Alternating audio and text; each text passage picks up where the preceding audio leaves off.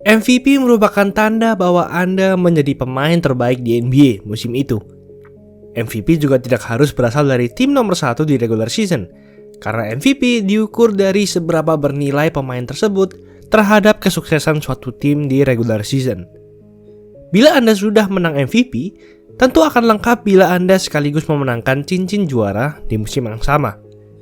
Namun ada juga beberapa MVP yang saat di regular season sangat hebat, namun ketika memasuki playoff, mereka jadi sangat cupu, atau bahasa Inggrisnya choke.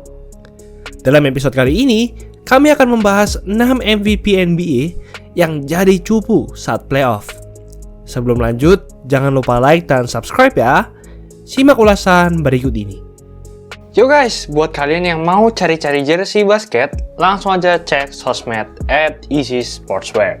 Tersedia di Shopee, di Instagram, dan Tokopedia. Kuy, buruan diserbu. Dirk Nowitzki, MVP NBA tahun 2007 ini sempat merasakan malu bukan main selesai playoff 2007. Bahkan ia ingin membuang gelar MVP-nya di musim itu. Pada 2007, Nowitzki memang memiliki musim yang sangat gila dalam karirnya. Setelah membawa Mavericks ke final NBA musim sebelumnya, ia mencatatkan 24,6 poin per game, 8,9 rebounds per game, dan 3,4 assist per game. Dan ia juga sangat efisien, di mana ia menjadi pemain kelima dalam sejarah NBA yang masuk dalam 50-40-90 Club. Ia memimpin Dallas Mavericks menjadi peringkat 1 di NBA dengan 67 kemenangan, dan diprediksi akan menang mudah melawan Warriors yang berada di peringkat 8 saat di playoff, serta kembali ke final NBA lagi. Namun ternyata, Nowitzki dan tim ini bisa dikatakan salah satu tim paling mengecewakan dalam sejarah NBA musim itu. Saat di playoff ronde pertama, Nowitzki kalang kabut terkena defense dari Warriors yang mengandalkan pemain-pemain kecil yang hebat. Alhasil, ia hanya mencatatkan 19,7 points per game, terendah kedua dalam karir playoff-nya. Serta field goal 38,3% dan tembakan 3 angka hanya 21%. Alhasil, Nowitzki dan Mavericks yang berada di peringkat 1 pun dieliminasi oleh Warriors yang di peringkat 8 hanya dalam 6 game. Bahkan di game terakhir, Nowitzki hanya mencetak 8 poin saja. Untungnya, ia bisa membayar hal ini dengan membawa Mavs juara pada 2011. Giannis Antetokounmpo. Pada 2020, Giannis menjadi back-to-back MVP mengalahkan saingannya LeBron James. Meskipun musim sebelumnya Giannis sudah dikalahkan Raptors di final wilayah timur, Giannis pun bisa memimpin Bucks menjadi peringkat 1 lagi di NBA dan siap untuk mendapatkan juara bertemu Lakers di final. Bucks melibas Magic dengan mudah di ronde pertama dan bertemu dengan Heat. Tentu semua orang menganggap Bucks akan menang mudah, di mana Heat yang punya Jimmy Butler sangat diragukan tentang kemampuannya memimpin tim. Namun ternyata yang terjadi adalah sebaliknya. Salah satu kelemahan Giannis adalah ia tidak bisa menembak 3 angka saat itu. Dan hal inilah yang berhasil diserang oleh Miami Heat. Heat bahkan memimpin 2-0 di 2 game awal. Meskipun Giannis terkena cedera ankle pada game 4 dan harus menepi, namun dalam 3 game pertama, Giannis sudah struggle dengan hanya 21,8 points per game, tembakan 3 angka hanya 21,4%, dan angka plus minus di angka minus 8. Artinya, tiap Giannis berada di lapangan, Bucks malah kebobolan 8 poin. Padahal saat melawan Magic, ia memiliki rataan 30 points per game. Bucks pun dilumat habis dalam 5 game saja, dan di titik ini, banyak sekali orang yang mengejek Giannis sebagai MVP yang choke di playoff, dan takkan pernah memenangkan juara. Giannis berhasil membayar semuanya di tahun berikutnya. Wilt Chamberlain, menjadi satu-satunya pemain yang mencetak 100 poin dalam satu game NBA memang sangat menakjubkan. Dengan badan kekar dan tinggi, tentu Wilt sangat mudah mendominasi semua lawannya. Ia sempat mencatatkan rataan 50,4 poin per game pada musim ketiganya. Tapi meskipun Wilt sudah 4 kali menjadi MVP regular season, ternyata Wilt terkenal sebagai playoff choker, atau pemain yang sering jadi cupu saat playoff. Terutama terjadi pada playoff 1966, saat ia bermain di Sixers. Ini adalah musim ketujuhnya berkarir di NBA. Saat regular season, ia memenangkan MVP dengan rataan 33,5 points per game. Dan tentu, ia memimpin Sixers mendapatkan peringkat 1 di NBA dengan 68 kemenangan. Mereka mendapatkan bonus langsung melaju ke ronde kedua playoff. Namun saat di sana, performanya menurun dengan hanya 28 poin per game. Bill Russell dan Celtics berhasil menghentikannya dan melibas Sixers dalam 5 game. Padahal musim itu, Sixers berisi pemain-pemain bintang yang siap untuk menjadi juara. Meskipun ia berhasil membalasnya dan menjadi juara NBA 1 tahun kemudian, namun salah satu pemain paling dominan dalam sejarah NBA ini hanya pernah menjadi juara 2 kali saja dalam karirnya.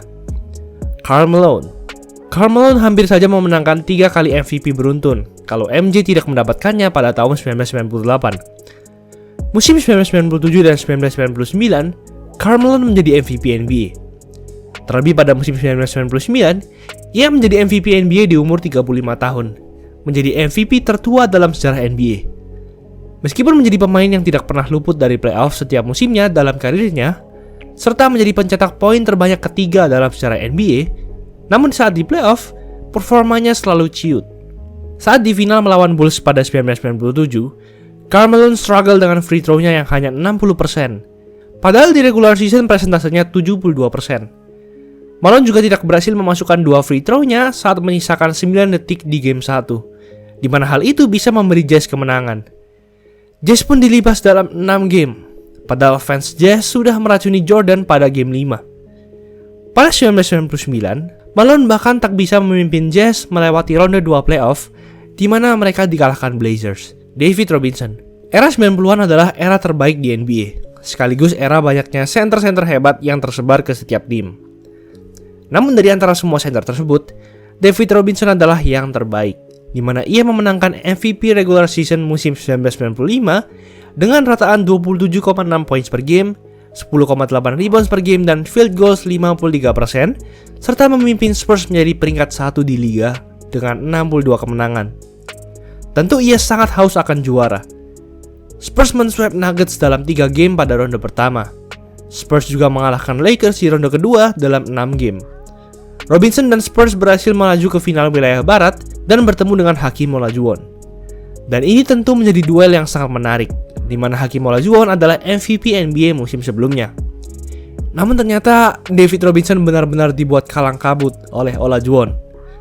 Robinson tak berkutik ketika menjaga Olajuwon, di mana Olajuwon memiliki rataan 35,3 points per game dengan field goal 56% di seri itu. Sebaliknya, offense Robinson juga tidak jalan saat dijaga Olajuwon.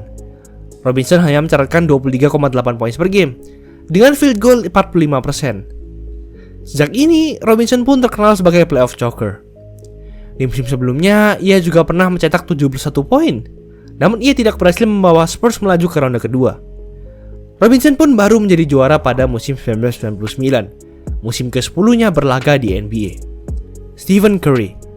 Tentu hal ini terjadi pada 2016. Di musim itu, Curry memiliki musim terbaik dalam karirnya. Bahkan hingga sekarang, Stephen Curry di tahun itu masih yang terbaik. Tak hanya mencatatkan 30,1 points per game, sekaligus masuk dalam 50-40-90 club saat di regular season, Curry juga memimpin Warriors mendapatkan rekor menang kalah 73-9, tim terbaik dalam sejarah NBA. Curry pun memenangkan MVP musim itu dan menjadi MVP pertama dalam sejarah NBA dengan vote unanimous. Artinya semua 121 voters memvote Stephen Curry semua. Hampir dipastikan Warriors akan mudah menjadi juara musim tersebut. Namun performa Stephen Curry yang buruk sebenarnya sudah terlihat dari final wilayah barat saat bertemu Thunder. Curry struggle di seri tersebut. Bahkan Warriors sempat ketinggalan 3-1. Meskipun Warriors berhasil membalikkan keadaan dan mengalahkan Thunder, namun Curry tetap struggle dengan hanya 44% field goal, menurun dari regular seasonnya di angka 50,4%. Plus minus dari Stephen Curry di seri ini pun di angka minus 0,6. Hal ini justru memburuk saat di final NBA melawan Cavs. Kita semua tahu bahwa Cavs berhasil membalikkan keadaan 3-1 menjadi 4-3 dan mendapat juara. Tentu hal terbesar adalah akibat performa Curry yang sangat buruk, dengan hanya rataan 22,6 poin per game di seri final tersebut. Dan dengan gagalnya Curry membawa Warriors juara, tentu musim ini pun tidak lengkap, dan masih kalah dari musim Bulls 1996 dengan rekor 72-10 plus mendapat juara. Itulah ulasan mengenai episode kali ini. Jangan lupa like, komen, dan subscribe agar channel ini bisa berkembang dan menghasilkan video menarik lainnya. Thanks for watching, I'll see you in the next video.